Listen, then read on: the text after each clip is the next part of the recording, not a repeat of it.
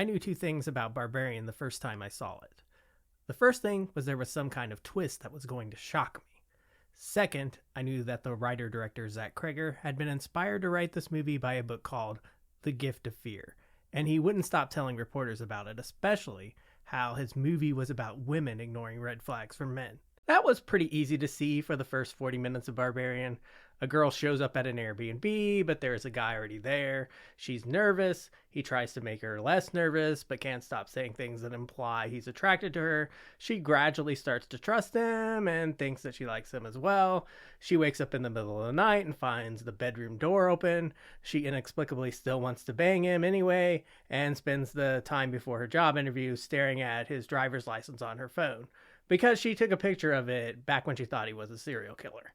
That's a pretty typical thriller setup, and in most movies this is where you'd slowly learn the guy isn't what he seems. In Barbarian though, the big twist happens and then you're in a completely different movie. After watching Barbarian, I was intrigued but confused, so I went to the internet to find all these think pieces explaining to me that Barbarian was this carefully constructed social commentary about gender roles. All these articles said the same things, though I didn't think this supposed feminist message was coherent. That led to me watching the movie for a second time.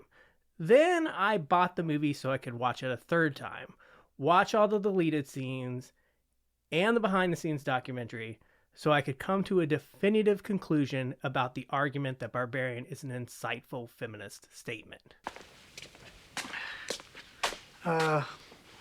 Everything that guy just said is bullshit. Thank you. The arguments all these articles make rely heavily on gender essentialism. The first argument is that all the men in the movie, especially the characters of Keith, AJ, and Frank, are supposed to be a spectrum of patriarchal male behavior.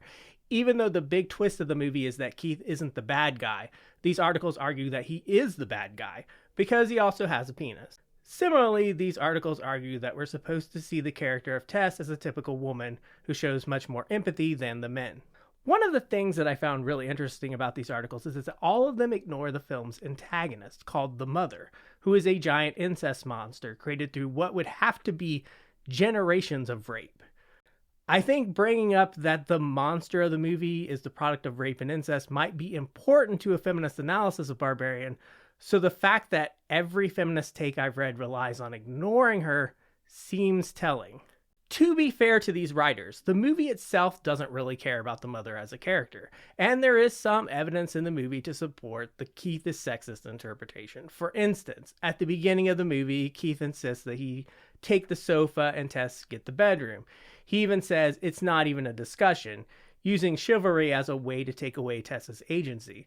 This would be clever if the movie was able to critique so-called benevolent sexism in a meaningful way, but it is mostly just a half-baked idea about gender roles that is introduced and then dropped. Instead, the feminist articles focus on two things in the movie. The first is Keith's skeptical reaction to Tess finding the hidden room in the basement. These feminist takes on Barbarian want to make this a #BelieveWomen moment, but it is especially nonsensical when you look at the context that Tess and Keith have known each other for a single night, and the movie has been toying with whether Tess should trust Keith up until this point. Unless the film's point is that you should always trust strangers, we're left with a hypocritical message that men should always trust women, while women should always be wary of men. To give a better idea of what I mean, let's compare Barbarian to a film called Watcher that came out earlier this year, written and directed by Chloe Okuno.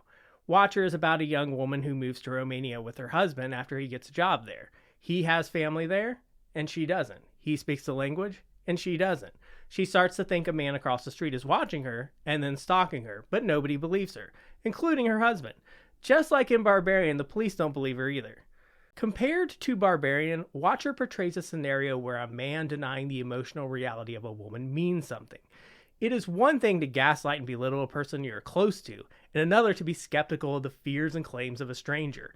Watcher is a very good film and has strong feminist themes, but it has gotten a lot less attention from the writers that churn out faux feminist articles on the internet, perhaps because it would get fewer clicks, and perhaps because Watcher, unlike Barbarian, is directed by a woman. The second point that these feminist articles make is that Keith seems to just barge into the dark tunnels without telling Tess where he's going. I interpreted the movie this way the first time I saw it because the movie is misdirecting you to see Keith as a possible threat, and because Tess has some dialogue about men barging into things, saying if the situation was reversed, that Keith would have just barged into the Airbnb even if she didn't let him in. The second time I saw the movie, this doesn't seem to be what happens. Keith disappears abruptly, and after the first viewing, I was aware that the mother sometimes comes up into the house. When Tess goes looking for Keith, she finds the door to the tunnels closed, and when she opens the door, Keith is calling for help. It seems far more likely that the mother snatched him, and at the very least, Krager wrote and directed the film in a way that this is a valid interpretation of events, even if it contradicts the feminist interpretation of these scenes. Continuing to look at the theme of patriarchy in the film, it seems unlikely Krager wants us to see any strong parallels to Keith and the other prominent male characters, since they are both literal rapists. There's that scene where AJ watches one of Frank's videos and is repulsed. Clearly, we are supposed to see how these two characters are much closer than AJ is willing to admit. The problem with the idea that this movie provides any complex critique of rape culture is that neither AJ nor Frank are used by Krager in ways that force the average male viewer to see themselves as contributing to patriarchal or sexist norms. Frank is such a typical movie psychopath that he barely even seems human, and AJ is written as a buffoonish cartoon. He does nothing sympathetic throughout the whole film, and Krager only toys with the idea of his rape accusation being ambiguous for a few scenes before making it clear AJ is loathsome. What up, faggot? Guess who's back in town? Much has been made of the casting of Justin Long as AJ and Bill Skarsgård as Keith, but this misdirection is shallow when looking at deeper meaning in the film. A person can simply read the film's message that appearances can be deceiving, and that good men like Keith get a bad rap because of bad men like AJ. In fact, that interpretation of the movie makes more sense than the movie is critiquing how all men contribute to patriarchy. And I'm not even completely sure that's not the conscious message Krager is trying to convey. One scene with AJ seems to work in an attempt to critique rape culture. The mother offers AJ a bottle and he refuses to drink it. This scene contrasts with AJ's earlier describing how the woman he is accused of sexually assaulting needed some convincing. AJ is now being coerced to do something he finds repugnant under the implied threat of violence. Tess, as a woman, seems to inherently understand this dynamic, while AJ's refusal results in the mother becoming angry and dragging him to her room to breastfeed him. The second theme that feminist articles about Barbarian focus on is empathy, and the idea that we are supposed to see Tess as being more empathetic than the male characters. There are a lot of contradictions in this interpretation, and also they rely on Tess being a blank slate of a character that functions as a woman avatar. Early in the movie, everything Tess is afraid of turns out to be unwarranted. Keith turns out not to be a real threat, and she is afraid of a homeless man who is trying to warn her about the dangers of the house. She is certainly a more empathetic character than AJ, who accidentally shoots her and then tries to kill her to save himself. Yet this doesn't necessarily seem true of Keith. This brings us to Keith's death scene, which is another scene that plays completely differently on a second viewing. The first time we see the film, it is unclear why the mother kills Keith, but a second viewing makes this clearer. Keith is telling Tess that there is somebody else in the tunnels and that they need to help them, possibly meaning Frank, but Tess is upset and crying. When the mother kills Keith, it seems she is doing so to protect Tess, and this is consistent with her character and foreshadows her killing AJ later in the film. Like how Keith gets in the tunnels in the first place, this is left somewhat ambiguous, and if Krager means for us to interpret the movie the way these feminist interpretations do, then why did he leave this vague enough to have completely valid interpretations that contradict this feminist reading? What seems to contradict that the movie is arguing in favor of empathy most drastically is the ending. The mother has just saved Tess and killed AJ, but while she is tending to Tess affectionately, Tess coldly produces the gun that AJ took from Frank earlier in the film and shoots her in the head. If you have any doubts that this ending is supposed to be a nihilistic joke, Krager then hard cuts to credits while the Ronettes' Be My Baby plays on the soundtrack. On my second viewing of Barbarian, I had a theory. Krager was inspired by the book The Gift of Fear, but his film was not crafted as a feminist statement, but as an interrogation of that book's premise, in which he wrote a messy and complex horror film that addressed the ideas expressed in that book without giving clear answers how the audience was supposed to feel about it.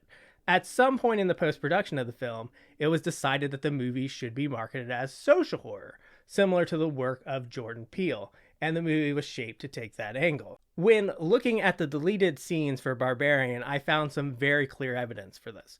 One of the 4 deleted scenes is titled Tess Calls Marcus. Early in Barbarian, we see Tess reject 2 phone calls from a man named Marcus, and we later see her having a conversation with Keith about a bad relationship she is hoping to leave behind. Portrayed ambiguously, these scenes support the feminist interpretation, but the deleted scene removes this ambiguity. We learn that Marcus is Tess's boss, and from his reaction of her calling him while having breakfast with his family, that he is married.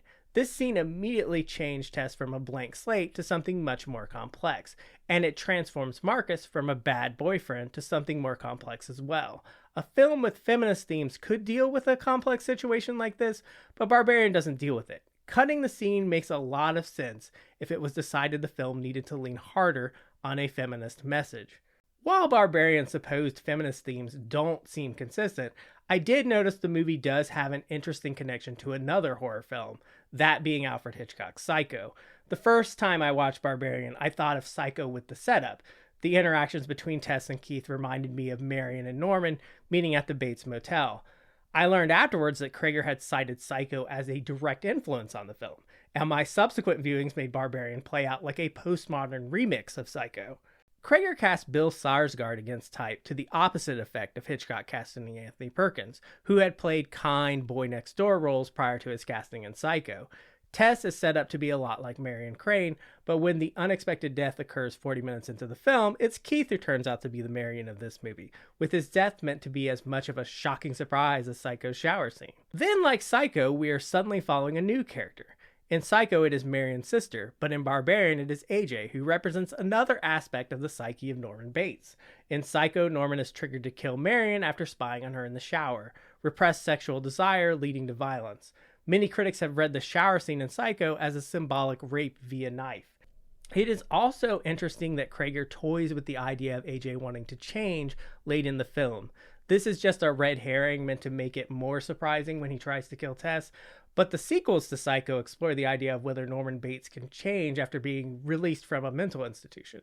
I don't think all these Psycho references are intentional, but if we read the movie at face value, Krager implies that AJ had a bad relationship with his father, which may be the cause of some of his behavior.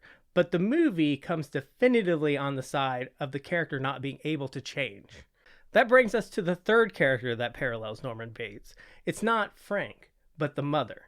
Norman Bates is a product of abuse in Psycho, but his abuser is his mother, Mrs. Bates. Once again, I'm not sure how much of the material from Psycho is consciously being used by Krager, but the character of the mother seems designed to flip Psycho on its head. In Psycho, the mother is the real monster, while in Barbarian, the monster just wants to be a mother. Frank is the real villain of Barbarian, like Mrs. Bates is the real villain of Psycho. When I put all this together, I was amazed how well the Psycho comparison gives the film a complexity that isn't obvious. But if this was all a conscious choice, why is the film so uninterested in exploring the character of the mother beyond being the active antagonist of the film? In fact, Krager plays the film's most tragic character for laughs as often as for scares, but never makes the sadness of her existence hit home to the audience. I'm still not sure how I feel about Barbarian, even after watching it 3 times. It's a film that is interesting to analyze, but the idea that it has strong feminist themes seems nonsensical when you break the film down. That doesn't mean it's bad. The film's marketing and online discourse does it a disservice, if anything, because there is more complexity to this film than the simplistic feminist readings would imply.